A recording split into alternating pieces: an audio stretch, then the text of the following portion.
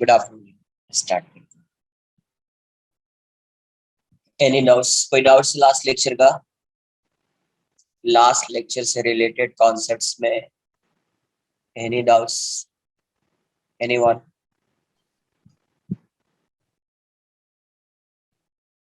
जिसको कोई डाउट्स एक बार टाइप करो, फिर वरना टाइप करो कुछ, है ना? जो भी डाउट एक बार टाइप कीजिए, पता नहीं फिर। देखो यहाँ पे स्टार्ट करते हैं अपन। वेट डब्ल्यू बेसिक्स आएगा ना, फिर आपको चैप्टर आ जाएगा। समझ लेते हैं, पहले डायरेक्शन समझते हैं अपन। वेट, जैसे ये ब्लॉक है, इस ब्लॉक का मास क्या है? Block of mass, a block having mass m is placed on this horizontal surface, है ना? इसका मास m है। तो अगर मुझे सिर्फ वेट को शो करना होगा, ब्लॉक है, block is placed on this horizontal surface, mass of this block is m। तो what is the weight of this block? Weight क्या होएगा? तो वेट जो होता है, वेट का डायरेक्शन क्या होगा? Weight acts towards the centre of earth, towards the centre of earth, centre of earth के टुवर्ड्स एक्ट करता है। तो ये इस डायरेक्शन में होगा, डाउनवर्ड। यहाँ पे देखेंगे तो डाउनवर्ड्स बोलेंगे। वेट की वैल्यू क्या हो जाएगी? एम। वेट की वैल्यू क्या हो जाएगी? M g. ठीक है। अगर आप यहीं पे, ये अर्थ, ये अर्थ है, क्या है? अर्थ है। अर्थ के सरफेस में मैं जी को कांस्टेंट अज्यूम कर लेता हूँ। Let's say acceleration due to gravity remains constant throughout the surface. होता नहीं है, बट अज्यूम कर लेते हैं सेम है। तो अगर ये ब्लॉक यहाँ पे है, पार्टिकल है यहाँ पे, let's say mass of this particle is m, तो इस पे एम जी इस साइड लगेगा, इसका वेट होगा सेंटर के टुवर्ड्स। यहाँ पे एक पार्टिकल है, मास है, तो इसका वेट होगा सेंटर के टुवर्ड्स। यहाँ पे एक पार्टिकल है, इसका वेट होगा सेंटर के टुवर्ड्स। क्लियर है? यहाँ पे एक पार्टिकल है, इसका भी वेट किसके टुवर्ड्स होगा? सेंटर के टुवर्ड्स। सेंटर ऑफ अर्थ, अर्थ है, अर्थ का सेंटर ये है, तो वेट हमेशा किसके टुवर्ड्स होता है? सेंटर के टुवर्ड्स। तो अपन अभी क्या करते हैं, ये ग्राउंड कंसिडर करते हैं। तो इसका सेंटर जो होगा, ये सरफेस है, तो टेंजेंशियल सरफेस ये क्या है? इस सरफेस पे टेंजेंट है ये। तो सेंटर से जो पास होगा वो हमेशा ऐसा नॉर्मल होगा, ऐसा नॉर्मल टू दिस सरफेस। तो अपन जब भी वेट को शो करेंगे यहाँ पे, तो वेट ऐसा आएगा, डाउनवर्ड डायरेक्शन में आएगा, डाउनवर्ड्स। इसकी वैल्यू क्या हो जाएगी? mg। वेट की वैल्यू क्या आ जाएगी? और ये होगा डाउनवर्ड्स। क्या होगा? डाउनवर्ड्स। अभी इंक्लाइंड प्लेन पे रख दिया। When a block is placed on an inclined plane, theta angle mass है, इसका वेट क्या आएगा? डाउनवर्ड्स। वेट कैसा आएगा? डाउनवर्ड्स। हाँ, रिजॉल्व करेंगे, वो बाद में बताऊंगा मैं। रेजोल्यूशन तो आता है, रेजोल्यूशन ऑफ वेक्टर आपको बताया गया है, वो तो आपको आता ही है, बट किस डायरेक्शन में रिजॉल्व करना है, क्यों करना है, वो सब आगे में। बट ये ऐसा है, तो वेट हमेशा किस डायरेक्शन में लगेगा? Downward direction towards the centre of अर्थ। तो यहाँ से क्या समझ में आया? वेट क्या है? वेट जो है, वेट एक फोर्स है, मास नहीं है। क्या है? Force, m g, vector quantity. Weight जो है ये है non contact force, non contact force. Sir अभी तो कांटेक्ट में है, यहाँ पे भी तो कांटेक्ट में है। अरे कांटेक्ट में नहीं है, मान लो ये ऐसा है, रिलीज किया यहाँ से, इसका वेट आएगा ना डाउनवर्ड डायरेक्शन में। कांटेक्ट में हो या नहीं हो, वेट तो mg लगेगा ना, है ना? तो ऐसा नहीं कि ये कांटेक्ट में आने की वजह से ये फोर्स एक्ट कर रहा है, नहीं। फोर्स क्यों एक्ट कर रहा है? Due to acceleration, due to gravity है। तो ये कैसा फोर्स है? Non contact force. और इसकी वैल्यू क्या होती है? तो W equals to m into g. W की वैल्यू क्या होती है? m into g. Where g क्या है? Where g is acceleration due to gravity. ये इज, और यू कैन से एक्सेलरेशन और एक्सेलरेशन को भी आप, एक्सेलरेशन ड्यू टू ग्रेविटी। और जी की वैल्यू क्या होती है? 9.81 metre per second square. Easy calculation के लिए, इजी कैलकुलेशन के लिए अपन कंसिडर करेंगे 10 metre per second square. Easy calculation के लिए क्या कंसिडर करेंगे? 10 metre per second square, 10 metre per second. Copy कर लो।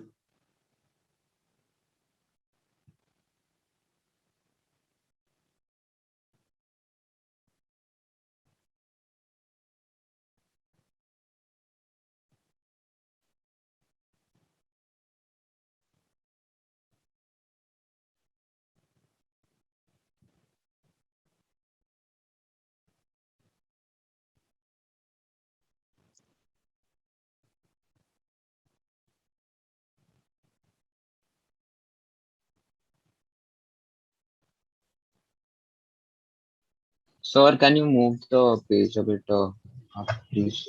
Upper part. Yes, sir. Thank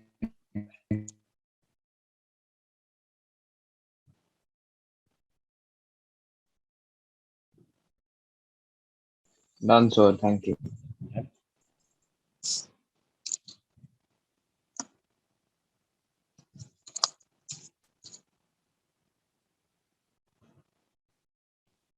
next लिखेंगे अपन स्प्रिंग फोर्स।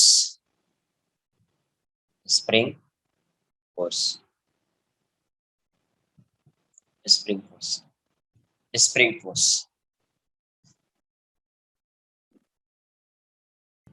ये एक स्प्रिंग है। A block is connected to this spring। ये जो स्प्रिंग है, यहाँ से यहाँ तक जो स्प्रिंग की लेंथ है, इसको मैं बोल रहा हूँ L not. L not is natural length of spring. Natural length of spring मतलब देयर इज नो एक्सटेंशन और compression in the spring. Spring में कोई कंप्रेशन नहीं है और एक्सटेंशन भी नहीं। Natural length. अभी क्या किया, देखो आप ऐसे फोर्स लगाओगे इस डायरेक्शन में, सपोज कोई एक्सटर्नल एजेंट है, वो एक फोर्स इस डायरेक्शन में हॉरिजॉन्टल डायरेक्शन में लगा रहा है ना। Force F external is exerted by some external agent।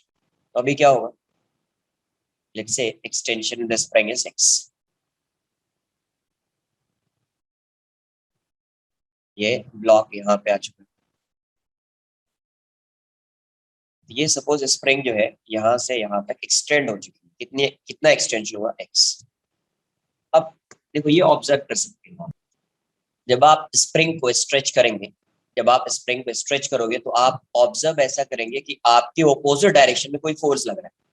आपके ऑपोजिट डायरेक्शन में क्या लग रहा है, कोई फोर्स। आपको भी कोई इस डायरेक्शन में क्या कर रहा होगा, पुल कर रहा होगा, है ना। इसका मतलब ये हुआ कि जैसे आप इसको क्या करोगे, नेचुरल लेंथ से आपने क्या किया, एक्सटेंड किया, इस डायरेक्शन में एक फोर्स एक्ट करना स्टार्ट कर देता है। इस डायरेक्शन में, इस डायरेक्शन, ये तो एक्सटर्नल फोर्स था, और ये इस डायरेक्शन में एक फोर्स एक्ट करना स्टार्ट करेगा। इसको बोलेंगे एफएस।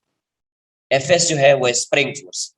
एफएस क्या है, एफएस इज एफ एक्सटर्नल मतलब एक्सटर्नल फोर्स। एक्सटर्नल या force exerted by external agent, ये स्प्रिंग फोर्स।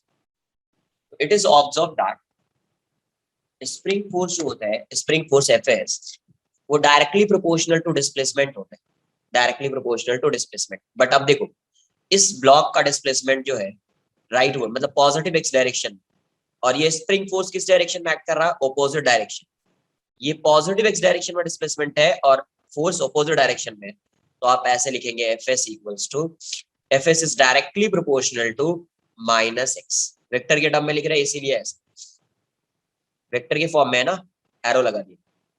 तो FS is directly proportional to minus x. क्यों माइनस आया, because F and S are anti parallel to each other. तो जब आप इस प्रोपोर्शनलिटी के साइन को हटाओगे तो यहाँ पे कोई कांस्टेंट आएगा और वो होता है के। तो एफ की वैल्यू आ जाती है F S equals to minus k x, where k is spring force constant. Spring force constant. Spring force constant, या इसी को आप बोलोगे स्टिफनेस ऑफ स्प्रिंग। कहीं पे आप ऐसा भी, stiffness of spring. Yes, x क्या है, x is here, x is extension in the spring. Extension, यहाँ से you can find the value SI unit of, you can find SI unit of के। के की एसआई यूनिट क्या होगी, force है, न्यूटन। एक्स है डिस्प्लेसमेंट, मीटर। तो एसआई यूनिट इसकी क्या होगी, एसआई यूनिट ऑफ के। एसआई यूनिट ऑफ के, इसकी वैल्यू हो जाएगी न्यूटन पर मीटर। न्यूटन पर मीटर। अब मुझे अगर इस फोर्स का मैग्नीट्यूड बताना है, मैग्नीट्यूड ऑफ स्प्रिंग फोर्स क्या हो जाएगा, of spring force. Spring force minus negative sign क्या यहाँ पे रिप्रेजेंट कर रहा है, डायरेक्शन। नेगेटिव साइन क्या रिप्रेजेंट कर रहा है, डायरेक्शन। नेगेटिव साइन यहाँ पे ये रिप्रेजेंट कर रहा है कि F S is anti parallel to X या F S opposite to X. तो आपको क्या बताना है यहाँ पे, एफ एस की वैल्यू के x. F X F F S क्या आ जाएगा, के एक्स। के हमेशा पॉजिटिव होता है, एक्स भी हमेशा पॉजिटिव ही होगा, एक्स भी क्या होगा, पॉजिटिव। कंप्रेस होगा या एक्सटेंशन होगा, उसमें हमेशा आप एक्स को क्या कंसिडर करेंगे, पॉजिटिव। एक्स को क्या कंसिडर करना है, पॉजिटिव। ये भी पॉजिटिव है, ये भी पॉजिटिव, तो एफ एस की वैल्यू क्या आ जाएगी, के एक्स। कॉपी कर लीजिए इतना पहले ही। इसमें किसी को कोई डाउट है, anyone? Sir, yes sir, x is displacement of spring. No, that is why it's a vector. Yes, F is displacement of No, spring, या sir, x डिस्प्लेसमेंट x. नहीं बोल रहा है, आप ऐसे बोलो एक्सटेंशन इन द स्प्रिंग, ज्यादा better. X क्या है, extension in the spring.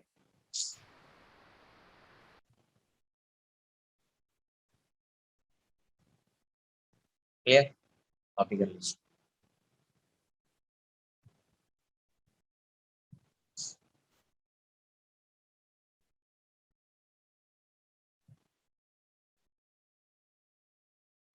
Newton पर मीटर, फोर्स न्यूटन ना, ऐसे कैसे फाइंड करोगे आप यूनिट्स, ये न्यूटन है, ये के है, और ये मीटर होगा, मीटर इस साइड आएगा, तो न्यूटन पर मीटर क्या है, न्यूटन पर मीटर।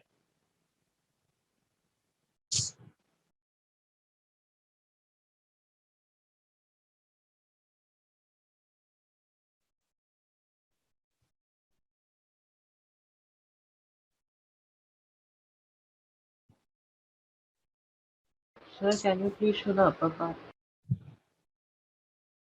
सर जो दोनों लास्ट सेंटेंस में जो आपने लिखा है f इक्वल्स टू के एक्स दोनों पॉजिटिव है ना? ये के भी पॉजिटिव है, एक्स पॉजिटिव, सभी पॉजिटिव होंगे, ठीक है। क्योंकि वो मैग्नीट्यूड है, मैग्नीट्यूड ऑफ स्प्रिंग फोर्स है, तो magnitude can't be negative. Okay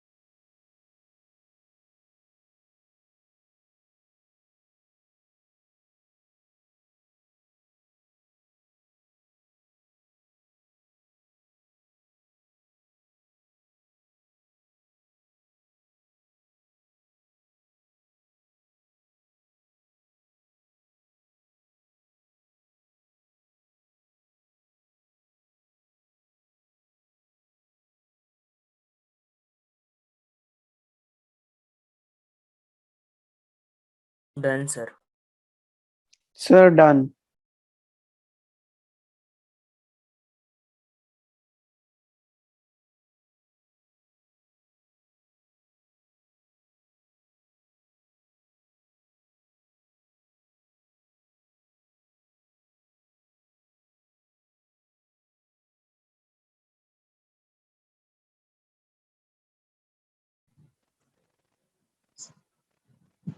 यहाँ पे क्या है, ये ब्लॉक है ना, ये ब्लॉक है, ये ब्लॉक है, इस साइड फोर्स लग रहा है एक्सटर्नल, और स्प्रिंग फोर्स देखो इस ब्लॉक पे किस साइड लगेगा, इस साइड लगेगा, ये है स्प्रिंग फोर्स। इसकी वैल्यू को आप क्या लिखोगे, k x.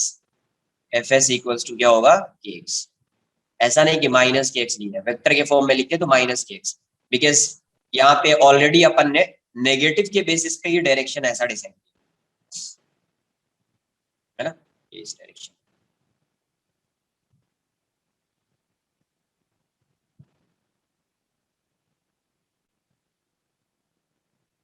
Type of tension force है, वैसा आप बोल सकते हैं, बट हर केस में नहीं होता। जैसे इसमें पुल कर रहा है, ऐसा लग रहा है कि इस ब्लॉक को पुल कर रहा है, हर केस में वैसा नहीं करता है, पुल नहीं करता, इसलिए स्प्रिंग फोर्स को अलग से पढ़ते हैं। स्प्रिंग फोर्स जो होता है ना, वो रिस्टोरिंग फोर्स होता है, वो हमेशा क्या करता है, स्प्रिंग फोर्स जो है वो रिस्टोरिंग फोर्स होता है, वो अपने लेंथ को रिस्टोर करना चाहता है। स्प्रिंग फोर्स क्या है, रिस्टोरिंग फोर्स, रिस्टोरिंग फोर्स। जैसे अगर आप लेंथ इस साइड क्या कर रहे हो, इंक्रीज कर रहे हो, तो फोर्स इस डायरेक्शन में लगेगा। वो अपने लेंथ को क्या करना चाह रहा है, रिस्टोर करना चाह रहा है, तो ऑपोजिट डायरेक्शन में फोर्स लगेगा। अगर आप इसको कंप्रेस करोगे, इलेक्ट्रोमैग्नेटिक, यस, है ना, वो तो समझ में आ जाना चाहिए आपको। पार्टिकल पार्टिकल के बीच फोर्स लग रहा होगा, इलेक्ट्रोमैग्नेटिक फोर्स आ जाएगा। सर यस, सर दूसरे साइड इनवर्ट फोर्स लगेगा दूसरे साइड किसमें? सर वॉल पे। वॉल पे लाइक अगर वॉल पे शो करेंगे तो वॉल पे ऐसा फोर्स लग रहा होगा, ये वॉल बना दो यहाँ पे। स्प्रिंग फोर्स किस साइड लगेगा? स्प्रिंग फोर्स देखो, एक्सटेंशन हो रहा है यहाँ पे, इस साइड फोर्स है, मतलब जब एक्सटेंशन होगा स्प्रिंग में तो क्या होगा, स्प्रिंग अपने लेंथ को रिस्टोर करना चाह रहा है। रिस्टोर करने का मतलब फोर्स टुवर्ड्स द स्प्रिंग लगेगा, towards the yes spring, sir, inwards no. ऐसा, यस, इनवर्स, यस, यहाँ पे। Okay sir, this is also directly proportional to extension. हाँ, दोनों की वैल्यू सेम होगी। स्प्रिंग, बिकॉज यहाँ पे जो स्प्रिंग है, ऐसा लिखो, स्प्रिंग कैसी है, मासलेस। मास दिया आएगा कहीं पे तो देखेंगे अपन, मासलेस स्प्रिंग। बट इस चैप्टर में क्या होता है, मतलब 11th 12th के फिजिक्स में क्या होता है, मास कहीं पे नहीं आता है, स्प्रिंग मासलेस स्प्रिंग होती है। आइडियल केसेस पढ़ते हैं बेसिकली, आइडियल केसेस, मासलेस। तो मासलेस अगर स्प्रिंग है तो स्प्रिंग फोर्स क्या रहेगा, सेम रहेगा। स्प्रिंग फोर्स की वैल्यू क्या होगी, सेम। जैसे आपने टेंशन फाइंड किया था, एक स्मॉल सा सेगमेंट ले लिया, सेगमेंट लो स्प्रिंग का, तो यहाँ पे जितना फोर्स आएगा यहाँ पे भी उतना ही फोर्स आएगा, यहाँ पे भी उतना ही फोर्स आएगा, बिकॉज मास क्या है, जीरो। देखो, ये तो एक्सटेंशन था, कंप्रेशन होता तो फिर क्या आता,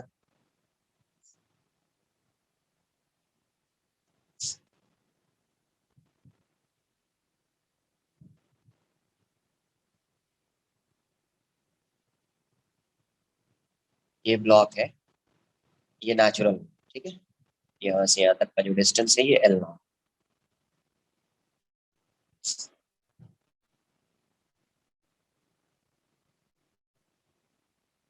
NL। अभी क्या किया, इस पे फोर्स लगा दो, इस डायरेक्शन, एक्सटर्नल फोर्स। अभी सपोज ये ऐसा हो गया, इसमें कंप्रेशन आ रहा है कितने का, x का। x क्या है यहाँ पे, कंप्रेशन। ऐसा नहीं कि अभी x को नेगेटिव ले लिया, नहीं, x पॉजिटिव ही होगा, फोर्स बताया है, Fs क्या होता है, kx, k भी पॉजिटिव, x भी पॉजिटिव। तो अब देखो यहाँ पे फोर्स किस डायरेक्शन में लग रहा होगा, जब आप स्प्रिंग को कंप्रेस करेंगे ना, तो आप क्या फील करेंगे कि आपके ऑपोजिट डायरेक्शन में एक फोर्स लग रहा है, इस डायरेक्शन, इस डायरेक्शन। आप इस साइड कंप्रेस करोगे तो स्प्रिंग क्या करेगा, नेचुरल लेंथ में आना चाहेगा, रिस्टोरिंग फोर्स लगाता है, तो नेचुरल लेंथ वो इस साइड स्प्रिंग आएगा, है ना, तभी ये नेचुरल लेंथ को अचीव करेगा फिर से। तो इसलिए अभी जैसे आप इस साइड कंप्रेस करोगे, आपको लगेगा कि इस डायरेक्शन में कोई फोर्स एक्सर्ट कर रहा है, कोई, आप ऐसे कर रहे हो तो स्प्रिंग फोर्स पे इस साइड में। तो यहाँ पे अगर आपने ब्लॉक ऐसा बनाया है, ये एक्सटर्नल फोर्स है इस साइड, स्प्रिंग फोर्स अभी किस साइड लग रहा होगा, और इसकी वैल्यू भी क्या होगी, सेम। अब देखो x किस डायरेक्शन में था, negative x, left words. Spring force किस डायरेक्शन में, राइट वर्ड्स। मतलब हमेशा एक्सटेंशन हो या कंप्रेशन हो, f is inversely proportional to x, f is inversely proportional, sorry, f is anti parallel to x, f is anti parallel to x। क्या होगा, spring force is anti parallel to x, हमेशा आएगा। किस direction में displace किया इसको, left, leftwards. Spring force किस direction में लग रहा है, राइट वर्ड्स, दोनों ऑपोजिट डायरेक्शन, इसीलिए माइनस। तो यहाँ से फिर से आप लिख सकते हैं माइनस की।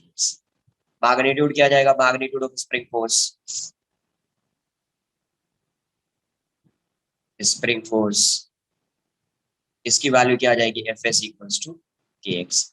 ये भी पॉजिटिव और ये भी पॉजिटिव, ऐसा नहीं कि कंप्रेशन है तो नेगेटिव लिख दिया, पॉजिटिव, दोनों क्या होगा, पॉजिटिव ही होगा, एक्सटेंशन भी पॉजिटिव होगा और कंप्रेशन भी पॉजिटिव। क्लियर है, कॉपी कर लीजिए। तो यहाँ से एक चीज क्या, एक पॉइंट और कॉपी कर लो, एक्सटेंशन के केस में स्प्रिंग फोर्स किस साइड लगेगा, एक्सटेंशन, एफ एस का जो डायरेक्शन होगा वो कैसा होगा, इनवर्स, मतलब टूवर्ड्स द स्प्रिंग। कंप्रेशन में क्या आएगा, एफ एस आउटवर्ड्स। हाँ, opposite to F external, but हर केस में गिवन नहीं होगा वैसा कुछ। एफ एस क्या आएगा, आउटवर्ड्स। मतलब अगर सिर्फ आप स्प्रिंग को शो करते हैं, यहाँ पे स्प्रिंग ऐसा, यहाँ पे फोर्स इस साइड और यहाँ पे फोर्स इस साइड, इस पार्ट को अगर शो करते तो ऐसा। मास जीरो है तो नेट फोर्स की वैल्यू भी जीरो होनी चाहिए, F S minus F S equals to zero. Compression के केस में क्या होगा, आउटवर्ड्स, एक्सटेंशन होता इनवर्ड्स, ये फोर्स का डायरेक्शन इस साइड, इस फोर्स का भी डायरेक्शन इस side, inwards.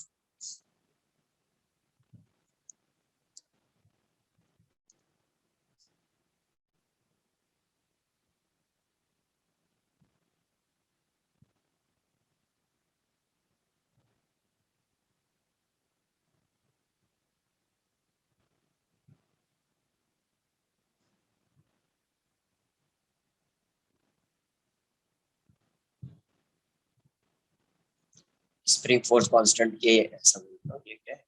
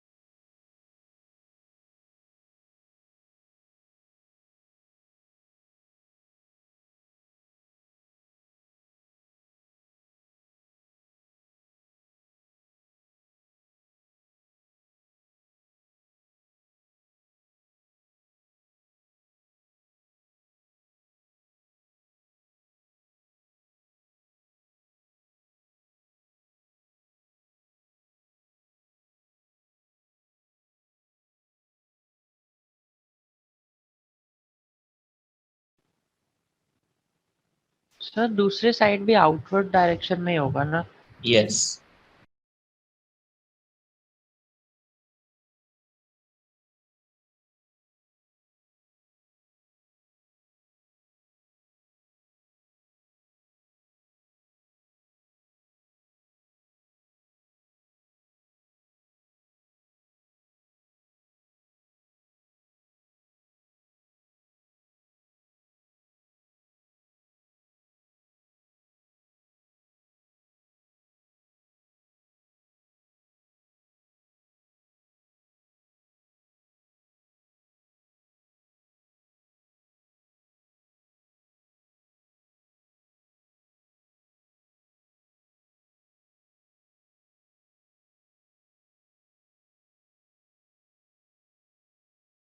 Done.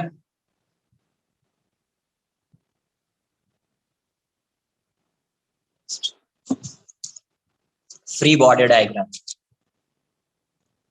Free body diagram.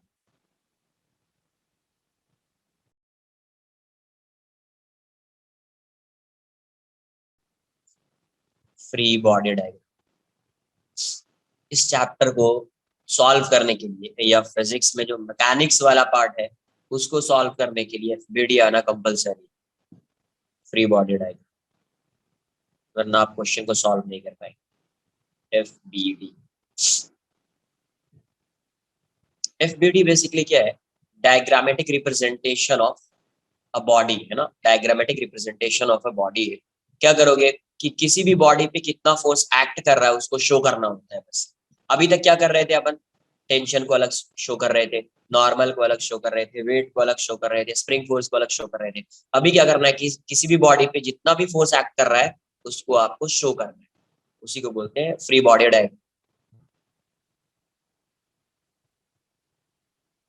Basically ये क्या है, diagrammatic representation of a body showing all forces acting on it, all forces acting on it, है ना, उस पे कितना फोर्स एक्ट कर रहा है उसको शो करना, लिखेंगे साथ में इसको कॉपी करो, a free body diagram, FBD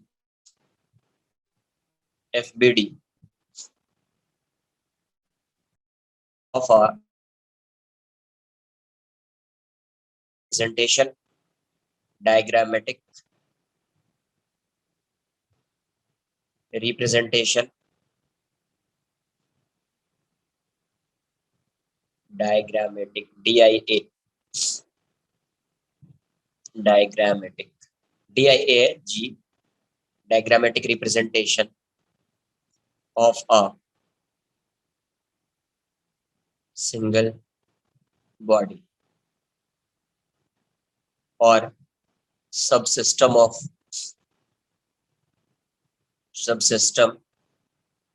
of bodies isolated from its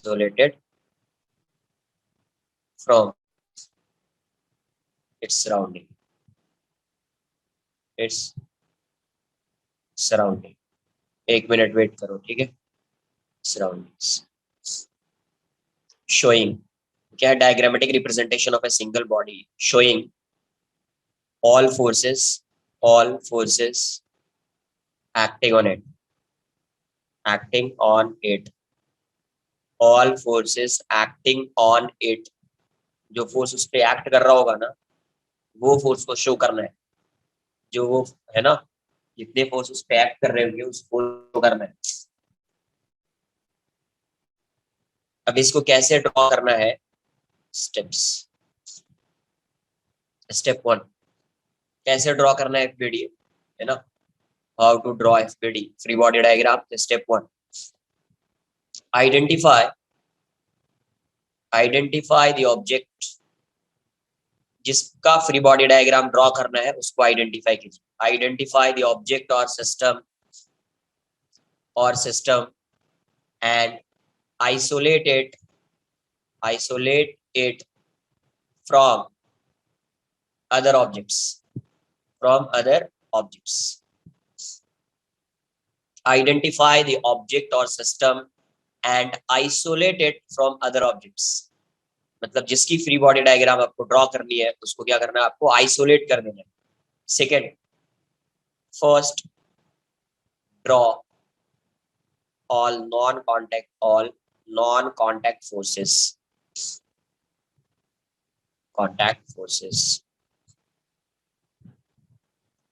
generally क्या होगा? ये जनरली वेट आएगा mg नॉन कॉन्टैक्ट फोर्स में. कभी कभी कुछ एक्सटर्नल फोर्स जो एक्ट कर रहा होगा वो भी आएगा. जनरली क्या आना है? Weight. Third, draw all contact forces.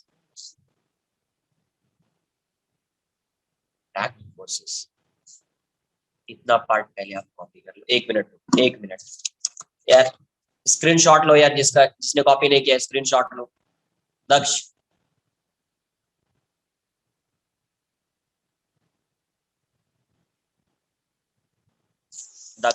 थोड़ा फास्ट.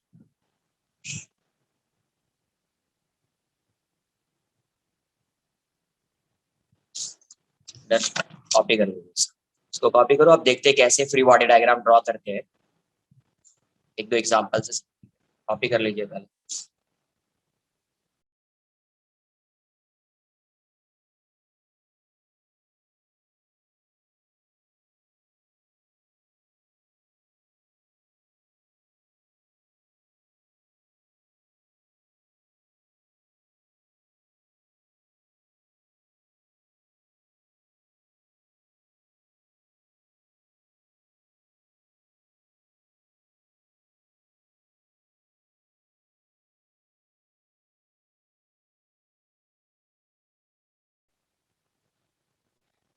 सिंपल से एग्जांपल से स्टार्ट करते हैं. फ्री बॉडी डायग्राम कैसे ड्रॉ करते हैं. ऐसा है. बस ड्रॉ एफबीडी ऑफ ब्लॉक की एफबीडी ड्रॉ करनी होगी हमेशा. ग्राउंड की एफबीडी ड्रॉ करने का कोई मतलब ही नहीं है. Draw FBD of block.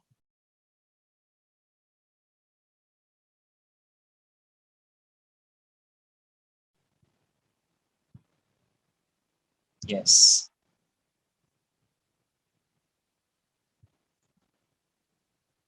देखिए यहाँ से इसकी एफबीडी ड्रॉ करनी है इस ब्लॉक, तो एफबीडी ऑफ ब्लॉक क्या आएगा, एफबीडी ऑफ ब्लॉक,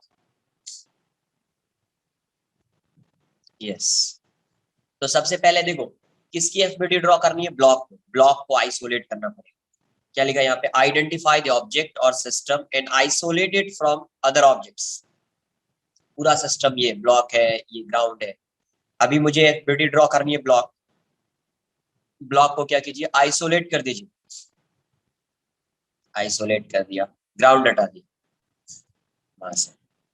तो फर्स्ट स्टेप आ गया, आइसोलेट कर दिया। अब क्या है, first draw all non contact forces. Non contact force क्या होगा, इसका वेट होगा mg, ये भी आ गया, कोई और दूसरा फोर्स है नहीं नॉन कांटेक्ट में। थर्ड क्या है, ड्रॉ ऑल कांटेक्ट फोर्सेस। अब देखो इस पे जो एक फोर्स लग रहा होगा, ये इस पे डाउनवर्ड डायरेक्शन में नॉर्मल लगा रहा होगा ग्राउंड पे, तो ग्राउंड भी इस पे एक फोर्स लगाएगा नॉर्मल अपवर्ड डायरेक्शन में, इस पे एक फोर्स लग रहा होगा नॉर्मल रिएक्शन, एक फोर्स लग रहा होगा नॉर्मल रिएक्शन। तो यही हो जाएगी क्या, इस दो ही फोर्स एक्ट कर रहा है इस पे। एक mg किसकी कौन है, ये जो mg है ये क्या है, force exerted by earth, force exerted by earth. Normal reaction क्या है, फोर्स एक्सर्टेड बाय ग्राउंड, अर्थ ही है बट ये नॉर्मल है, ये एक्सेलरेशन ड्यू टू ग्रेविटी की वजह से आ रहा है, due to acceleration due to gravity this force is acting on m, but ये कांटेक्ट की वजह से आ रहा है, तो नॉर्मल और mg। आप इसको कहीं पे ऐसे भी शो कर सकते हो, इसको ब्लॉक को आपने एक पॉइंट मान लिया, पॉइंट बना दिया, मास है में, mg आएगा डाउनवर्ड डायरेक्शन में, नॉर्मल आएगा ऐसे, बस। या तो ब्लॉक बना लो या पॉइंट, मैं तो ब्लॉक ही बना, है ना, तुम लोग भी क्या करना, ब्लॉक ही बना, पॉइंट नहीं, ब्लॉक। जहां पे पॉइंट आएगा वहां पे पॉइंट, कहीं एक आध पॉइंट आ गया तो देख लेंगे, बट ब्लॉक ही ड्रॉ करना है। क्या, ब्लॉक, ब्लॉक ड्रॉ करना है। इस पे वेट क्या आ रहा है, mg normal, two forces are acting on this block, show कर दिया, यही हो जाएगा एफबीडी। आगे सॉल्व नहीं करना है, आगे सॉल्व करना वो एफबीडी में नहीं आता, ठीक है, आगे सॉल्व करके वैल्यू फाइंड करना वो अलग है। Free body diagram, FBD, free body diagram, यहाँ पे लिखा ना फ्री बॉडी डायग्राम एफबीडी।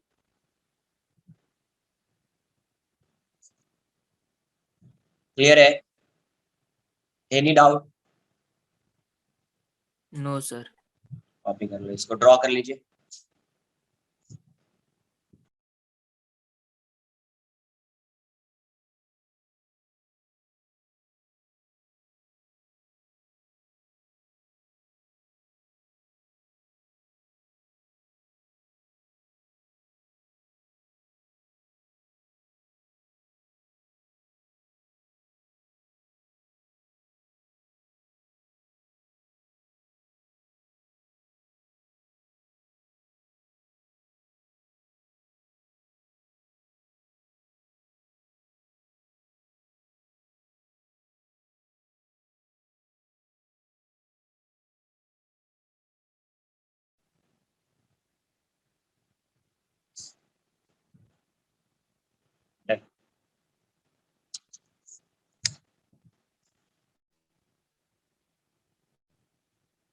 ये ऐसा है,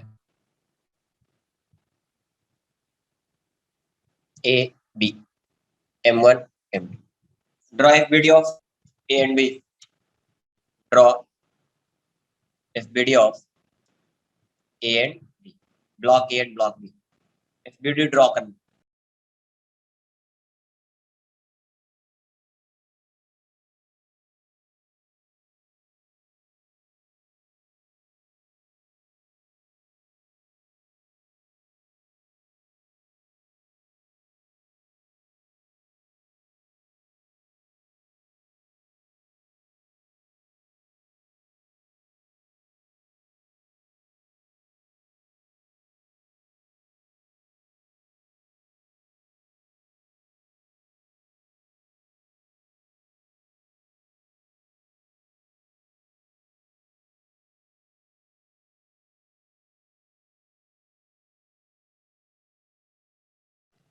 देखो यहाँ से FBD of A, Sir, don't give the solution, sir. 2 seconds, please.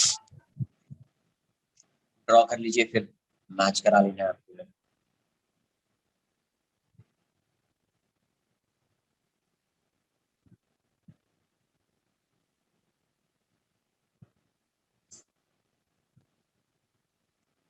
Yes, so done. FBD of block A, FBD of A क्या आएगा? पहले इसको क्या करना पड़ेगा, आइसोलेट करना पड़ेगा। FBD ऑफ ए, इसको आइसोलेट कर दो। अभी non contact force M1G, second ये इस पे एक फोर्स लगाएगा, नॉर्मल रिएक्शन, हाँ NAB, जिसको मैं N1 अज्यूम कर, ठीक है, N1, NAB भी ले सकते हैं आप, N1। फिर FBD ऑफ B, B की FBD क्या आएगी? B को आइसोलेट कर दीजिए, ये M2 हो गया। डाउनवर्ड डायरेक्शन में क्या आएगा? M2G। अब देखो ये नॉन कांटेक्ट हो गया, कांटेक्ट फोर्स क्या आएगा? ये भी एक नॉर्मल लगा रहा होगा इस पे, M1 भी इस पे नॉर्मल लगाएगा ना, उसकी वैल्यू कितनी होगी? N1। अरे जितना ये नॉर्मल लगाएगा उतना ये भी नॉर्मल लगाएगा, N1। और ग्राउंड भी नॉर्मल लगा रहा होगा इस पे,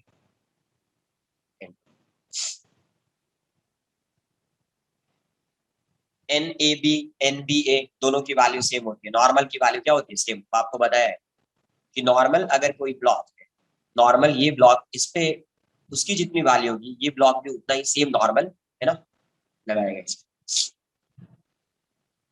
NAB equals to NBA, normal force exerted by A on B equals to normal force exerted by B on A। FBD आ गया, इसका FBD आ गया। यहाँ पे M1G नहीं आएगा, यहाँ पे क्या आएगा? नॉर्मल। यहाँ पे क्या आएगा? नॉर्मल। हाँ, नेट नॉर्मल फाइंड नहीं करना है। अगर मुझे फाइंड करना होगा तो वो अलग है, अगर फाइंड करना होगा तो आंसर करेंगे, बट क्वेश्चन वैसा नहीं होगा, क्वेश्चन कुछ और है। बट अगर फाइंड करना है इस पे नॉर्मल कितना लग रहा है, तो N2 minus N1। But question ऐसा नहीं पूछा नेट नॉर्मल, क्वेश्चन ऐसा पूछेगा find the normal reaction exerted by ground on B, on block B। Find the normal reaction exerted by ground on block B, तो वैल्यू क्या आ जाएगी? N2। ये question ऐसा पूछे find the normal reaction between A and B, तो value क्या हो जाएगी? N1।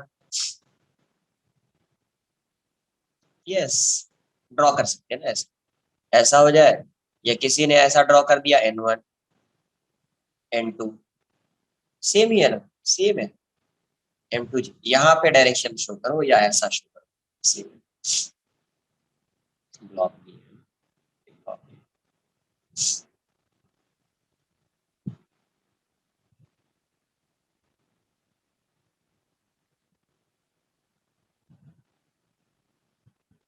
ये बताओ, सबसे पहले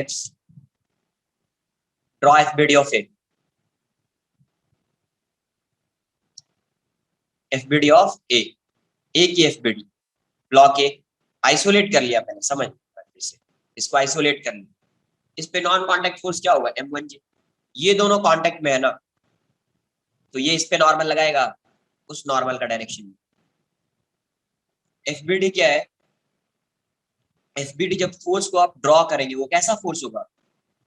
forces acting on the block, forces acting on the block, ऐसा इस पे जो एक्ट कर रहा होगा ना वो उसको शो करना है। ऐसा नहीं कि ये ब्लॉक कितना फोर्स एक्सर्ट कर रहा है उसको शो नहीं करना।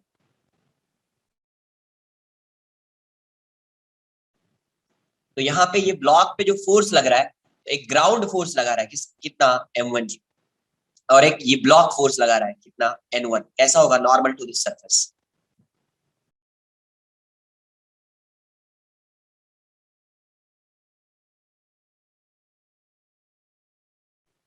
Normal to this surface.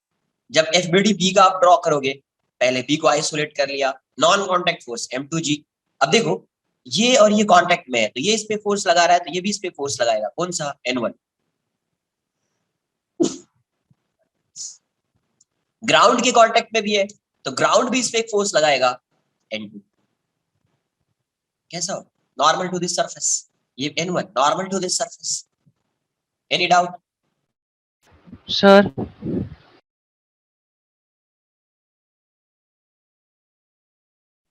Yes बोलिए, क्या doubt? sir for B instead of writing N1 we can write M1G, same thing only, no? मैं यहाँ पे वैल्यू फाइंड है क्या पर, ये बताओ मुझे, बताओ वैल्यू फाइंड कर सर रहे हैं क्या? क्या? यहाँ पे मैं वैल्यू नो नो फाइंड कर रहा हूँ क्या? नो तो फिर जो एक्ट कर रहा है नो ना फोर्स, उसको ड्रॉ करना है बस, उसकी वैल्यू क्या होगी वो अपन नहीं फाइंड करना। जब क्वेश्चन को सॉल्व करेंगे ना वहां पे फाइंड करेंगे। N1 की वैल्यू क्या होगी, N2 की वैल्यू क्या होगी, वहां पे फाइंड करेंगे। यहाँ पे भी फाइंड नहीं करना, यहाँ पे सिर्फ आपको ड्रॉ करना। क्लियर? Okay sir. जब सर फाइंड करना लेकिन होगा रिप्रेजेंटेशन के लिए तो कर ही सकते हैं ना, मतलब एज अ रिप्रेजेंटेशन के लिए, वो मैं बोल रहा हूँ। क्या करना है तुमको ये बताओ। N1 के जगह लिखने के जगह if I write M1G that won't be wrong, no that I'm asking. अगर मैं डायरेक्शन सेम है। यहाँ पे अगर फोर्स लगा दूं तो, यहाँ पे एक फोर्स लगा दिया, क्या करोगे? सेम नहीं होगा। इस केस में अगर ऐसा है, ये एक्सेलरेट नहीं कर रहा है सिस्टम, है ना, इस डायरेक्शन में एक्सेलरेट नहीं कर रहा है, उस केस में n की वैल्यू m1g के इक्वल हो जाएगी। तो n की वैल्यू को m1g पुट कर देना। उसमें क्या है, n2 की वैल्यू जब आप फाइंड करोगे ना, यस तो sir, m1 yes. m1 plus m2 into g आ जाएगा, बट मैं वैल्यू नहीं फाइंड कर रहा हूँ बस। ठीक है, जब वैल्यू फाइंड करेंगे तो आ जाएगा, सब आएगा। सिर्फ अभी आपको ये समझना है कि वीडियो ड्रॉ कैसे करना है ना, how to draw free body diagram of any object. Clear? और कुछ नहीं जानना है। देखो ये ऐसा है, मास है, एफ वीडियो ड्रॉ कीजिए, वीडियो ब्लॉक।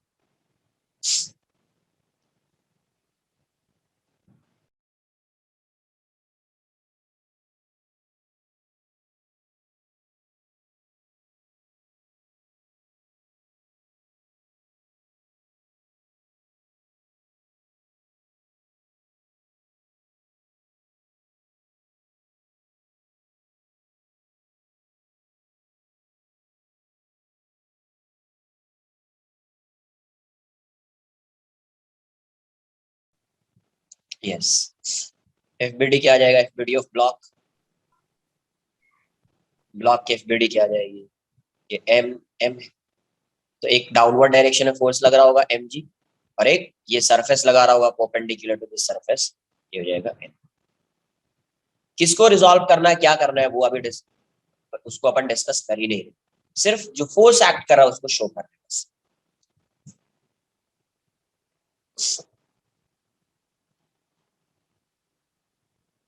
ये ऐसा,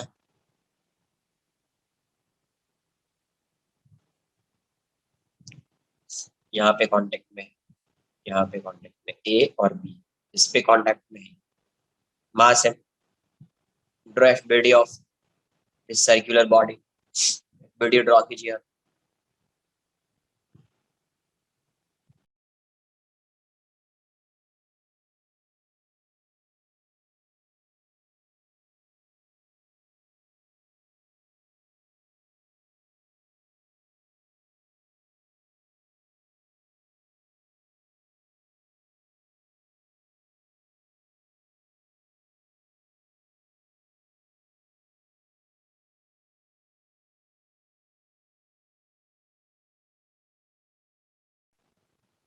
तो यहाँ से एफबीडी क्या आएगा इसका यार, एफबीडी एम जी डाउनवर्ड्स, यहाँ पे एक नॉर्मल आएगा इस डायरेक्शन में सेंटर के टुवर्ड्स N1, एक यहाँ पे कांटेक्ट में है, नॉर्मल रिएक्शन आएगा, ये N1 है और ये वाली वैल्यू N2, सेंटर से ही पास होगी। आप इसको एक्सटेंड भी कर सकते हैं, तो N1 क्लियर है।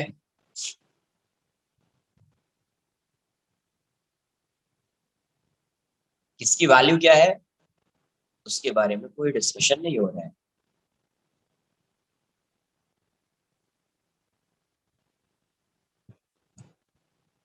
तो आप एफबीडी ड्रॉ कर सकते हैं ना, फ्री बॉडी डायग्राम।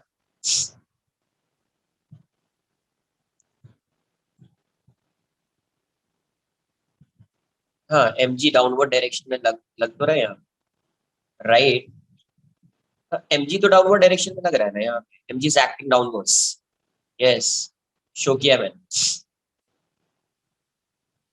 मैंने यहाँ पे शो किया ना, ये वाला फोर्स है एम जी है, और एक ये फोर्स है नॉर्मल, ये normal N2 m ji.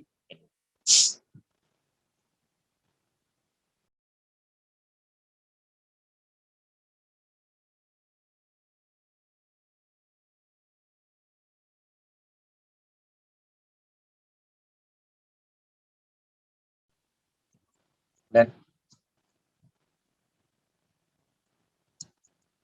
Sir, when do we draw free body diagram for a system? System के लिए क्यों, इसके लिए क्यों ड्रॉ करेंगे ये बताओ।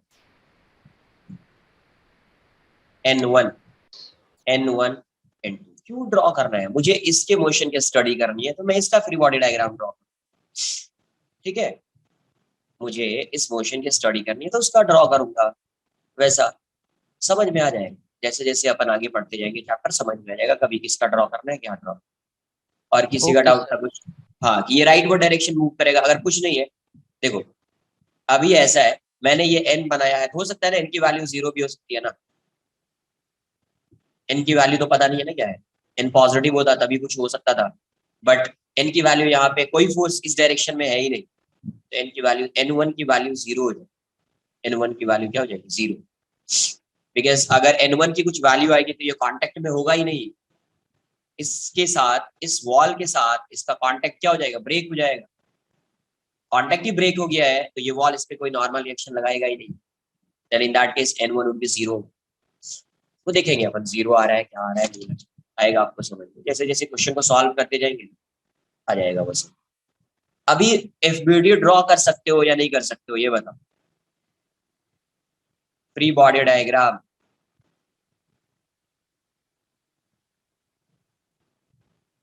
बस अभी उतना ही आना चाहिए, मैं जितना बता रहा हूँ वो आना चाहिए, बाकी अभी आगे क्या होगा नहीं होगा वो तो मैं बताऊंगा ही ना क्या होगा। नेक्स्ट इनर्शिया,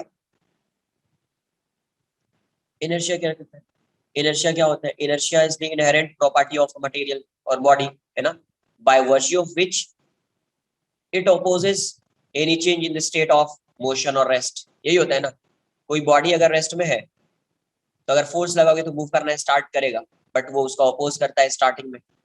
कोई बॉडी यूनिफॉर्म वेलोसिटी से मूव कर रही है, उसके स्टेट में चेंज लाना चाहोगे तो वो उसका अपोज करता है, किसकी वजह से आता है ये, इनर्शिया की वजह से। साथ में कॉपी करो ये सब, कुछ है नहीं इन सब, it is the inherent property of material, property of material,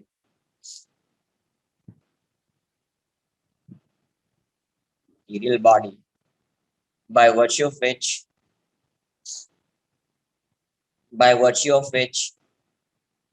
it resists, it opposes or resists in change of state of, in change of state of rest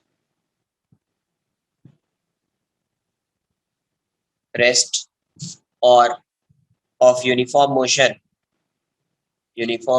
or direction of motion, uniform motion or direction of motion, direction of motion, मतलब inertia को आप क्या बोलोगे, inertia of rest, rest में है तभी oppose करेगा तो उसको बोलेंगे अपन inertia of rest, uniform motion में है तभी अपोज करेगा तो उसको बोलेंगे inertia of motion, inertia of motion. जब वो डायरेक्शन चेंज करने वाला होगा तभी अपोज करेगा तो inertia of direction, inertia of direction क्या आता है, inertia of rest, inertia of motion and inertia of direction. Next, linear momentum. We have already studied about this particular physical quantity, linear momentum. Discuss किया है ये linear momentum. दक्ष, linear momentum का discussion हुआ है, ये बताओ। linear Yes, momentum क्या होता है, mass into velocity. linear momentum क्या होगा, mass into velocity. वेक्टर में भी आपने पढ़ा होगा, काइनेमेटिक्स में भी कहीं ना कहीं आ जाता है, बट मैं फिर से बता रहा हूँ, linear momentum of a body, linear momentum copy कीजिए साथ में, linear momentum of a body is the amount of motion is the amount of motion is the amount of motion possessed by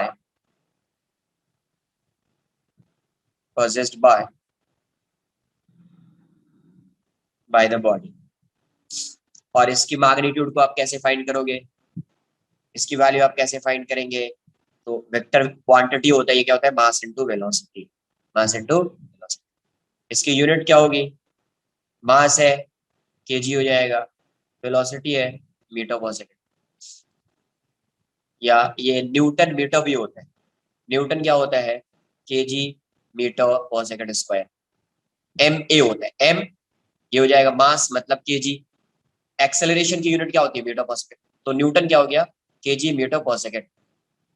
तो केजी मीटर को आप क्या बोल सकते हैं, न्यूटन सेकंड स्क्वायर, और ये मीटर पर सेकंड हो जाएगा, तो ये न्यूटन सेकंड क्या होता है, न्यूटन सेकंड। ये ऐसा है ना, एक एस कोई सेट ना, newton second equals to kg metre per second. Yes, impulse of force जो होता है वो होता है चेंज इन लीनियर मोमेंटम। सिर्फ लीनियर मोमेंटम नहीं बोलेंगे, यूनिट तो सेम होती है, यूनिट सेम होती है, उसको बोलते हैं जैसे लीनियर मोमेंटम जो होता है, थोड़ा बहुत बता देता हूँ, लीनियर इंपल्स। वैसे ये सब आगे चैप्टर, ये लीनियर इंपल्स, लीनियर मोमेंटम आगे वाले चैप्टर में जहाँ पे अपन कोलिजन पढ़ेंगे ना, वहां पे आएंगे लीनियर इंपल्स। बट इस चैप्टर में भी कहीं कहीं आ सकता है ये। सेकेंड लॉ तो इसी पे बेस्ड है, इसीलिए मैं इसको पहले डिस्कस कर रहा हूँ। लीनियर इंपल्स जे से रिप्रेजेंट करते, किससे, जे। तो लीनियर इंपल्स ये होता है force into time. Linear impulse क्या होता है, force into time, J equals to force into time. तो इंटीग्रेशन आता है ऐसा, F d t, F d t vector quantity, force into time होता है। dt लिखा मतलब स्मॉल टाइम के लिए देख रहे हैं dt। फिर यहाँ पे लिमिट्स, तो j की वैल्यू क्या, f क्या होता है, एम ए, या f को अभी मैं आगे सेकेंड लॉ पढ़ेंगे, f होता है dp बाई dt। f क्या होता है, rate of change of momentum, rate of change of momentum, यही क्या है, second law, second law of motion, यहीं से आएगा एम ए। तो जब आप इसको पुट करोगे ना, dp by dt, dt dt cancel out हो जाएगा, आगे ये बताऊंगा, ठीक है, dt dt कैंसल आउट हो जाएगा। तो ये हो जाता है डीपी, डीपी को इंटीग्रेट करोगे क्या आएगा, डेल्टा। तो जे की जो वैल्यू होती है, जे वो होता है चेंज इन लीनियर मोमेंटम। सिर्फ नोट कर लेना इसको, और सिर्फ इतना लर्न कर लेना अभी, एग्जैक्टली क्या होता है नहीं होता है आगे वाले चैप्टर्स में ये आएगा, सिर्फ इतना लर्न कर, कहीं पे अगर आएगा यूज कर लेंगे। सिर्फ इसको यूज कर, इस चैप्टर में इसका क्या यूज है, ज्यादा डिटेल में नहीं पढ़ने वाले हैं, कहीं यूज आ गया कि find the linear impulse, then in that case you have to find change in linear momentum, ये फाइंड करोगे इससे आ जाएगा आंसर, ठीक है। सिर्फ यूज करना है, कहीं पे आ गया, बाई चांस ऐसा क्वेश्चन हो सकता है जिसमें ये आएगा, किसी दूसरे चैप्टर में आता है, वहां पे अपन इसको डिटेल में डिस्कस करें, लीनियर इंपल्स। मैं इसको डिस्कस भी नहीं करना चाहता, किसी ने बोला सर लीनियर इंपल्स, इसलिए मैंने सोचा थोड़ा सा ब्रीफ आइडिया देता हूँ। तो लीनियर इंपल्स क्या होता है, change in linear momentum, change in linear momentum, इसलिए नहीं बताना चाह रहा था ना। कट करो यार इसको, इसको कट करो अभी, मत कॉपी करना, जिसने कर लिया है, डिटेल में नहीं जाएंगे, फिर मुझे भी प्रॉब्लम होगी, तुम लोग को तो होगी, समझाना टफ हो जाएगा, ठीक है, इतना ही रखो, कट करो उसको, लीनियर इंपल्स यहाँ पे स्टडी नहीं करेंगे अपन, टफ हो जाएगा समझाना तुमको अभी, जैसे जैसे चैप्टर पढ़ेंगे आता जाएगा, तो फिर वहां पे क्लियर हो जाएगा, हमारे लिए वो इजी हो जाएगा। कॉपी कर लो इतना, कॉपी कीजिए।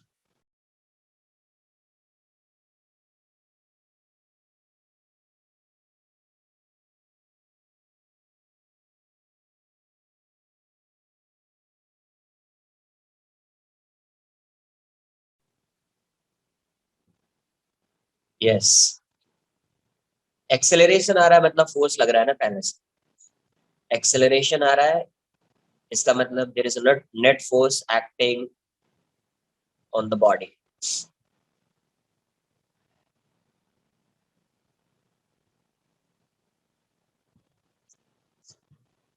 Yes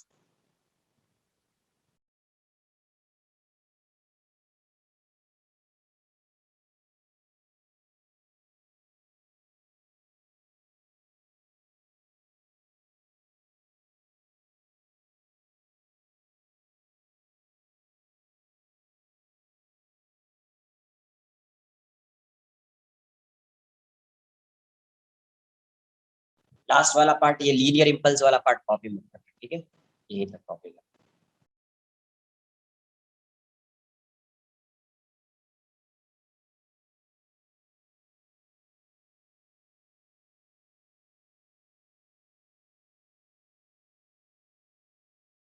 yes,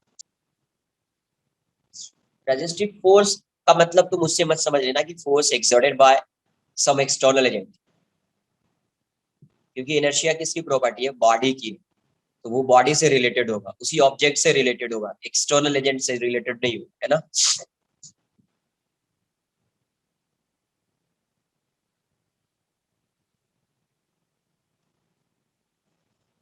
done.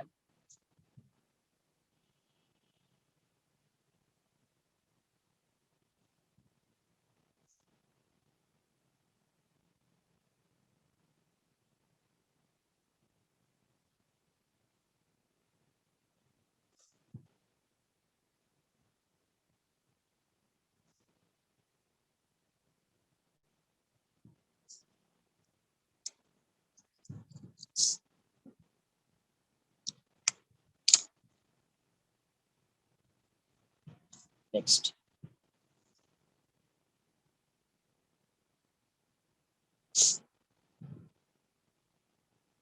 Laws of motion.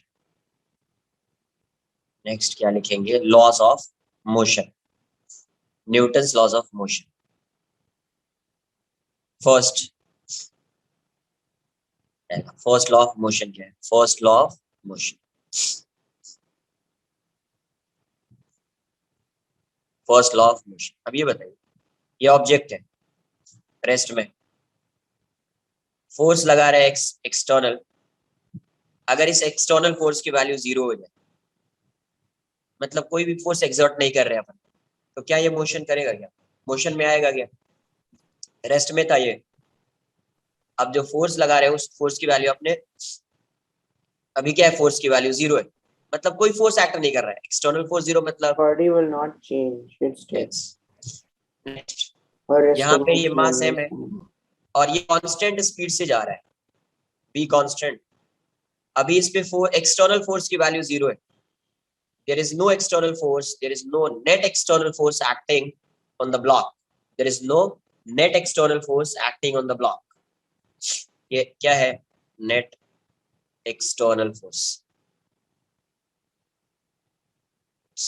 ये क्या है, net external force। एक्सेलरेशन 0 हो जाएगा, तो फर्स्ट लॉ जो है, फर्स्ट लॉ ऑफ मोशन जो है, वो definition of force, definition of force और डेफिनेशन ऑफ इनर्शिया बोल सकते हैं, वो ऐसा है, लिखेंगे law of in, inertia yes, in the absence of net external force, in the absence of net external force, इसका मतलब net external force की वैल्यू 0 है, external force, an object at rest remains at rest, and an object in motion, object in uniform motion, uniform motion continues in motion with constant speed, in motion with constant velocity बोल दीजिए, with constant velocity, ये first.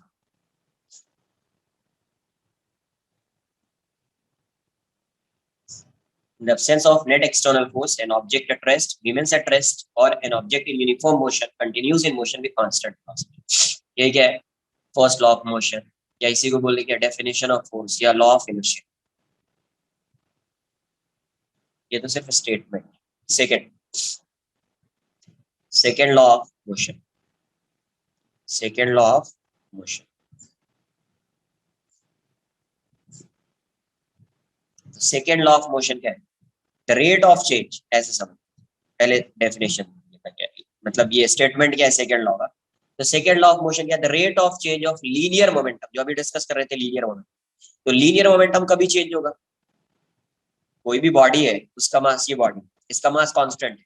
अब यहाँ से यहाँ suppose move कर रहा है, इसका लीनियर मोमेंटम चेंज हो गया। अगर एक ही स्ट्रेट लाइन में मोशन कर रहा है, लीनियर मोमेंटम चेंज हो गया। लीनियर मोमेंटम चेंज होने का मतलब क्या है? इसकी वेलोसिटी चेंज हो गई। वेलोसिटी कभी चेंज होगी? जब फोर्स एक्ट करेगा। तो ये जो लीनियर मोमेंटम चेंज हो रहा है, वो किसकी वजह से हो रहा है? फोर्स की वजह से। तो स्टेटमेंट क्या है? The rate of change, rate of change, rate of change of linear momentum, the rate of change of linear momentum, linear momentum of a body, of a body is directly, of a body is directly proportional to, directly proportional to, directly proportional to the applied force, to the applied force, directly proportional to the applied force, and किस direction में change होगा momentum? Direction of force act कर रहा है, and takes place in the direction of, takes place in the direction of,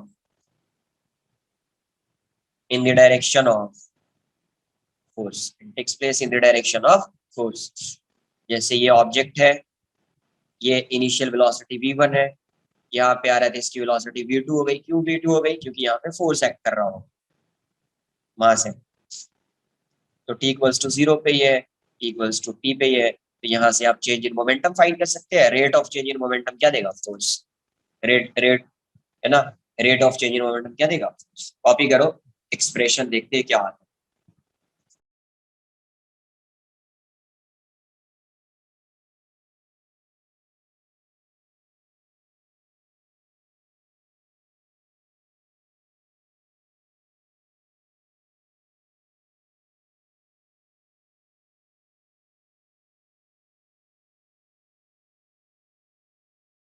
second law of motion क्या होता है कि जैसे पार्ट, ये क्या है? Rate of change, rate of change of linear momentum, मतलब लीनियर मोमेंटम में चेंज हो रहा है। अब जैसे एक बॉडी है, ये एक बॉडी है, इसका मास है, इसके लीनियर मोमेंटम में कभी चेंज आएगा? मास तो कांस्टेंट रहेगा ना, मास तो चेंज नहीं हो रहा है इस बॉडी का, यहाँ से यहाँ आ रहा है, मास चेंज नहीं हो रहा, बट इसकी वेलोसिटी चेंज हो सकती है। तो वेलोसिटी चेंज हो रही है, इट मींस पार्टिकल एक्सेलरेट कर रहा है। पार्टिकल एक्सेलरेट कभी करेगा? जब उस पर नेट फोर्स एक्ट कर रहा होगा। when there is net force acting on the particle, then in that case velocity of particle changes। तो अभी क्या होगा? ये जो चेंज इन मोमेंटम है वो किसकी वजह से आ रहा है? फोर्स की वजह से आ रहा है। चेंज इन लीनियर मोमेंटम किसकी वजह से आ रहा है? फोर्स की वजह से आ रहा है। वही स्टेटमेंट यही है, the rate of change of linear momentum of a body is directly proportional to the applied force, directly proportional हो जाएगा इसके अप्लाइड फोर्स के, and takes place in the direction of force. जिस डायरेक्शन में force act करेगा उसी direction में momentum change होगा। जिस डायरेक्शन में फोर्स एक्ट कर रहा होगा उसी डायरेक्शन में उसकी वेलोसिटी चेंज होगी। इसलिए वो स्टेटमेंट है। इसका एक्सप्रेशन अभी अगर नेक्स्ट पेज में देखेंगे एक्सप्रेशन क्या होगा, कॉपी कर लीजिए पहले।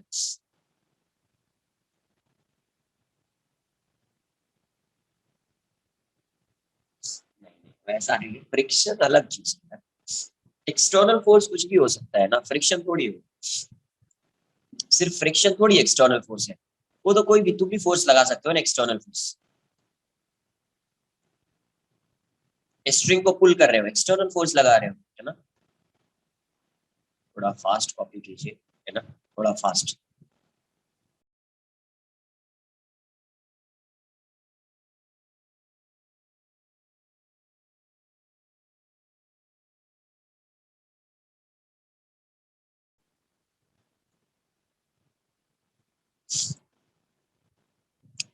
इनर्शिया ऑफ मोशन रिलेट कर सकते हो उससे, बिकॉज वहां पे मोमेंटम, मोमेंटम को तो डिस्कस नहीं किया था ना अपन। इनर्शिया ऑफ मोशन में क्या होता है? वो उसका सिर्फ अपोज करता है बस। कोई बॉडी मोशन में है, मतलब कांस्टेंट स्पीड से जा रही है, कांस्टेंट वेलोसिटी से जा रही है, वेलोसिटी चेंज हो रही है, तो वो उसका अपोज करेगा। वो ये नहीं बताना, चेंज इन मोमेंटम के बारे में डिस्कस नहीं करता है, चेंज इन लीनियर मोमेंटम के बारे में डिस्कस नहीं करता।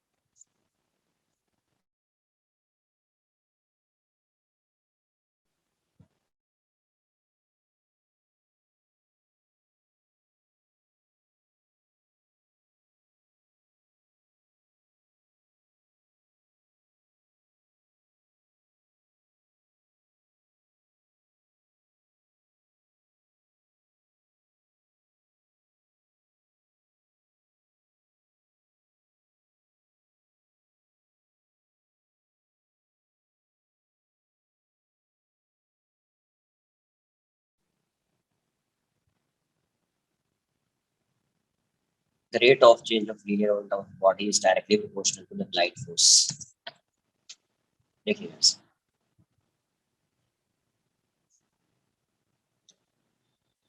Rate of change of rate, जहां पे क्वेश्चन में आ जाए रेट, पहले भी मैंने आपको बताया है रेट, कॉपी नहीं किया क्या अभी? थोड़ा फास्ट है यार, काफी टाइम देता हूँ एक पेज कॉपी करने में, बहुत टाइम लेता हूँ यार।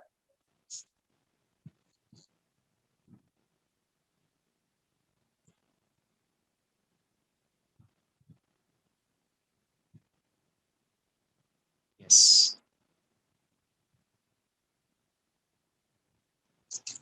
देखो रेट क्या होता है, कहीं पे आपको बताया रेट का मतलब डी से होता है, डिफरेंशिएशन से होता है। Rate of change of linear momentum बोल रहे हैं तो डीपी बाई डी, क्या लिखेंगे? DP by D. कहीं पे एवरेज होता, average change in linear momentum with respect to time, तो delta P by delta T होता, डेल्टा पी बाई एवरेज में आता है डेल्टा पी, इंस्टेंटेनियस में आता है डीपी, इंस्टेंटेनियस में आता है क्या? डीपी। आपने ये पढ़ा होगा किसमें? कैलकुलस। तो यहां से rate of change of linear momentum को आप क्या लिखोगे? Rate of change of linear momentum या इन लीनियर मोमेंटम, मोमेंटम, इसको आप क्या लिखने वाले हो? D p by D. क्या हो जाएगा? D p by d. तो यहाँ पे क्या है? डीपी बाई डी टी है, d p by d t is directly proportional to applied force.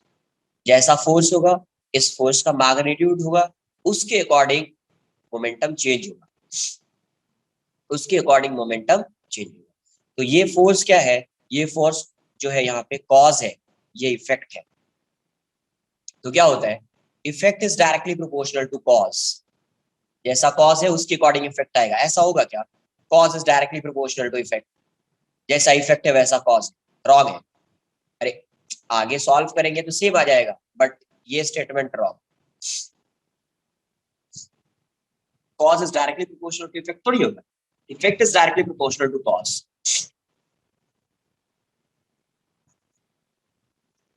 तो यहां से आप प्रोपोर्शनलिटी का साइन हटाएंगे, कोई कांस्टेंट आएगा, उस कांस्टेंट की वैल्यू आती है 1, के इंटू एफ। के की वैल्यू है, के क्या आता है? तो यहां से आप एफ को क्या लिखोगे? एफ होगा d p by d t. F क्या होगा? D p by d T.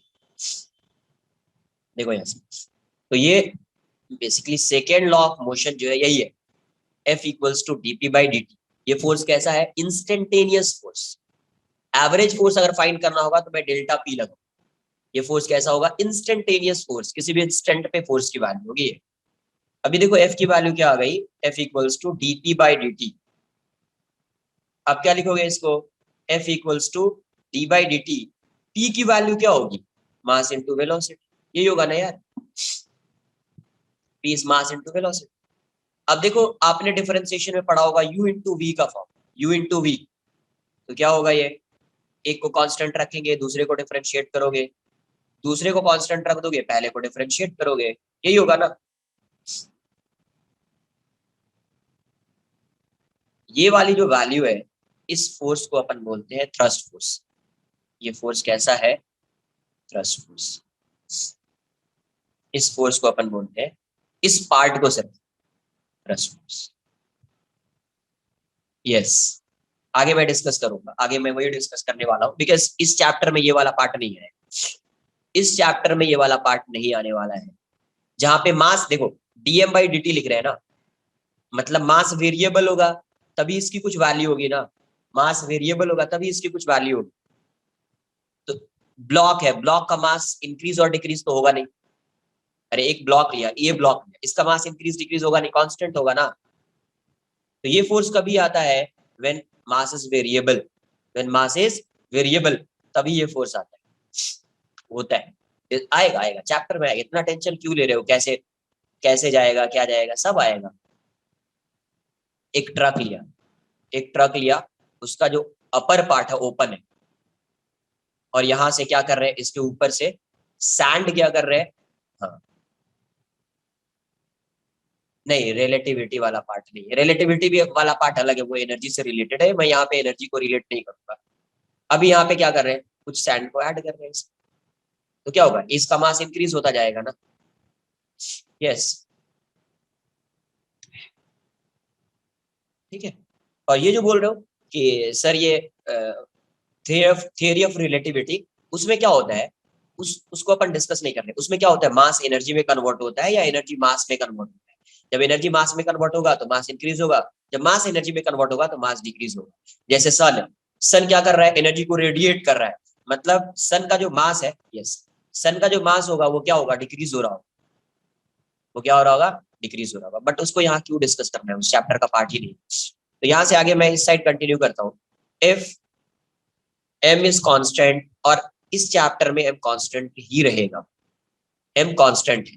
If m is constant then, अगर m कांस्टेंट हो जाए तो dm by dt को आप क्या लिखोगे, ये कांस्टेंट है, कांस्टेंट का डिफरेंशिएशन क्या होता है यार, ये m कांस्टेंट है, कांस्टेंट का डिफरेंशिएशन क्या होगा, zero, differentiation of any constant is zero. Hence f की वैल्यू को आप क्या लिखोगे, m dv by dt plus zero, ये वाला टर्म क्या हो जाएगा, पूरा जीरो हो जाएगा। तो आप क्या लिखोगे, f equals to m dv by dt, क्या होता है dv by dt, calculus, application of calculus in kinematics. Calculus के लास्ट पार्ट में ये पढ़ते हैं ना, dv by dt is a, dv by dt is a। तो फोर्स की वैल्यू क्या आ गई, m into a। यहां से फोर्स क्या होगा, force is always parallel to a, force हमेशा एक ही डायरेक्शन में, एक्सेलरेशन जिस डायरेक्शन में होगा उसी डायरेक्शन में फोर्स होगा, या जिस डायरेक्शन में नेट फोर्स है उसी डायरेक्शन में एक्सेलरेशन। यहीं से आप क्या लिखते हैं, डायरेक्टली लिख देंगे F equals to m a, F equals to m, आपने यही पढ़ा था F इक्वल्स टू एम। तो देखो सेकेंड लॉ ये नहीं है, सेकेंड लॉ ये है, इसको आप आगे जब आप P का फॉर्मूला पुट करेंगे, जब इसको एक्सपैंड करेंगे तो ये आएगा, और इसमें भी when mass is constant then in that case F equals to m, F equals to m. Second law ये है, यहां से आगे सॉल्व करके आता है F इक्वल्स टू एम। ये कभी आएगा, जब मास की वैल्यू क्या होगी, कांस्टेंट। क्लियर है? Sir, what have you written above F equal to ma? ये क्या किसका साइन है ऐसा, एरो सेम डायरेक्शन में है, कोई बताएगा? Parallel, no, parallel. Parallel, same direction में एरो है, मतलब F is parallel to a, F और A हमेशा क्या होगा, पैरेलल होगा, F और A हमेशा क्या होगा। Okay, sir. Okay, okay. Yes yes, अगर आपने एरो नहीं किया है तो भी पैरेलल, पैरेलल क्या होता है, या तो ऐसा कर दीजिए ये भी पैरेलल है, एरो लगा दीजिए तो भी पैरेलल, अगर एरो लगा दिया ऐसा तो एंटी पैरेलल है ना, विदाउट एरो भी लिख सकते हैं, वो भी parallel he.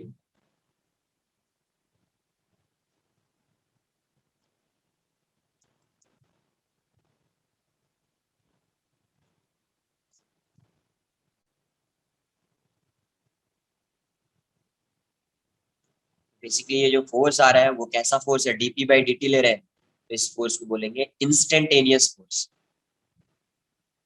Instantaneous force,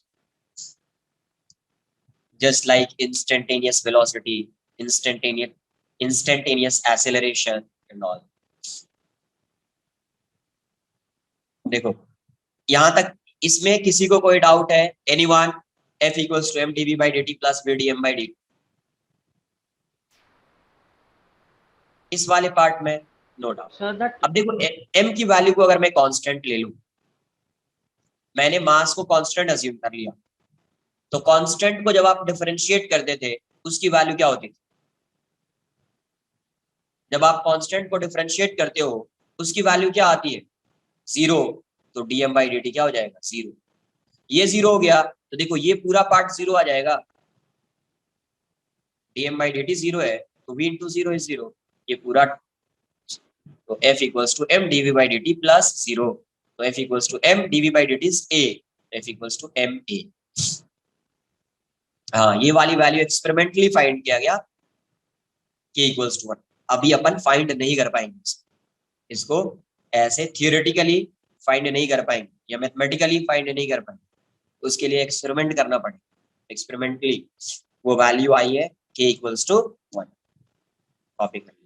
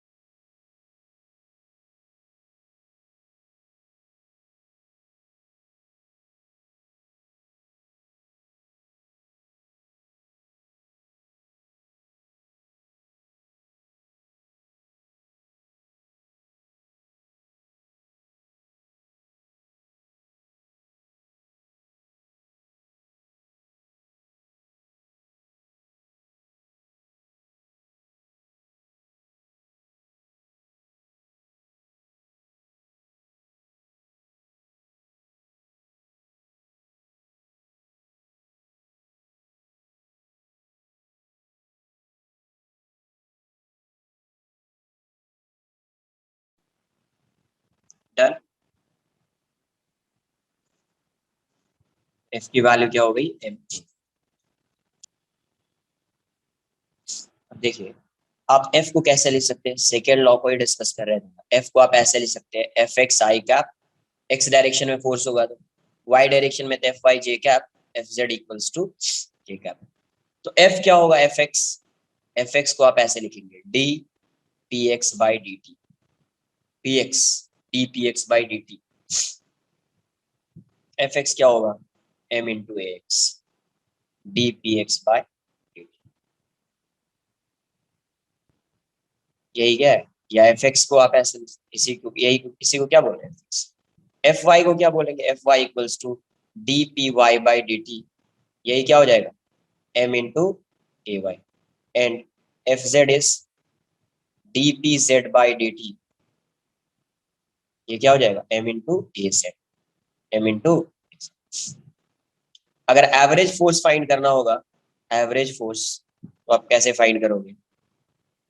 F equals to F average equals to delta p by. Average force U. Change in linear momentum upon total time. Change in linear momentum upon total time. उससे आ जाएगा average.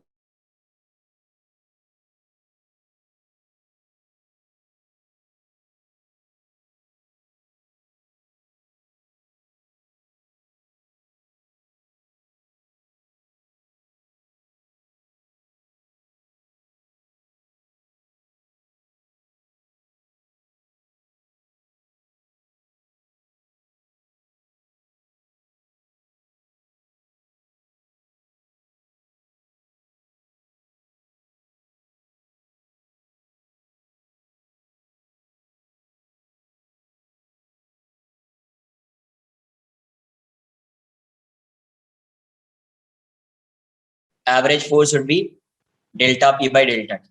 तो third law of motion क्या बोलता है? To every action there is always an equal, there is always an equal and opposite reaction. Equal and opposite reaction. क्या होगा? Equal and opposite reaction.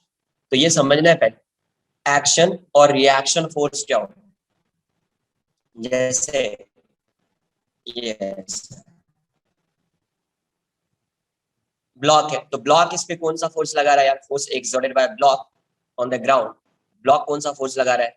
Normal. mg mg नहीं, normal. mg नहीं, normal.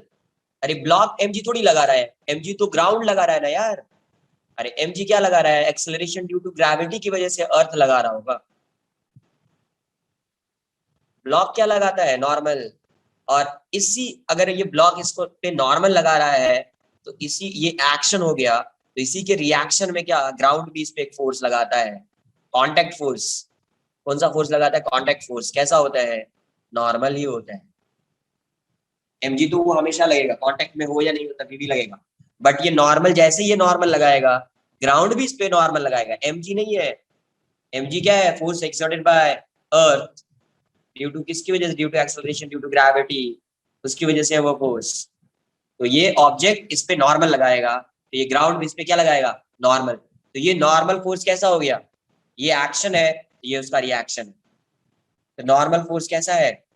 Normal force action reaction pair force.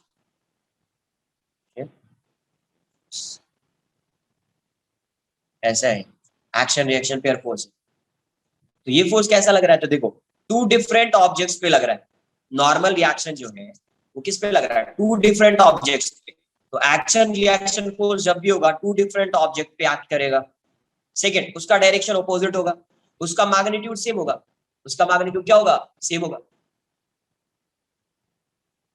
तो action reaction pair forces वो act करेगा, act on two different bodies equal in magnitude, opposite in direction, act along the line joining between them.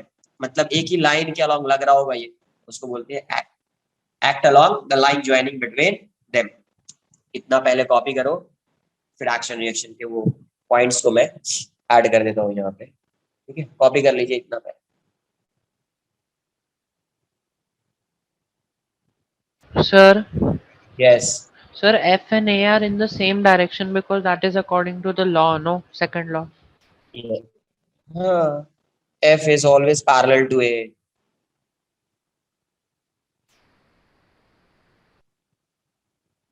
F क्या होगा? A के parallel होगा. F A के parallel.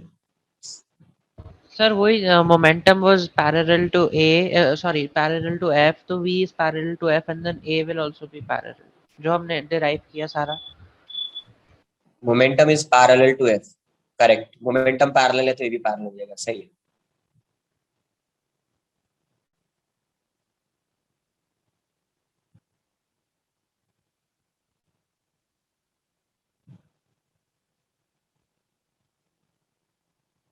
Normal force कैसा है? Action reaction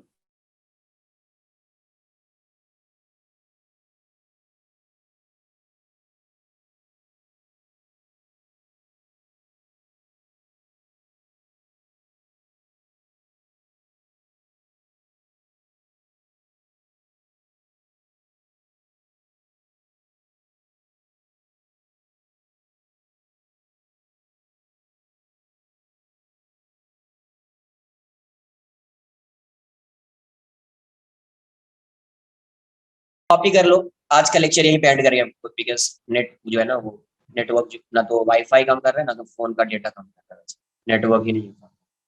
copy कर लो इसको, कॉपी कर लिया, आज का लेक्चर यहीं पे एंड करेंगे, नेक्स्ट लेक्चर में यहाँ से कंटिन्यू करेंगे।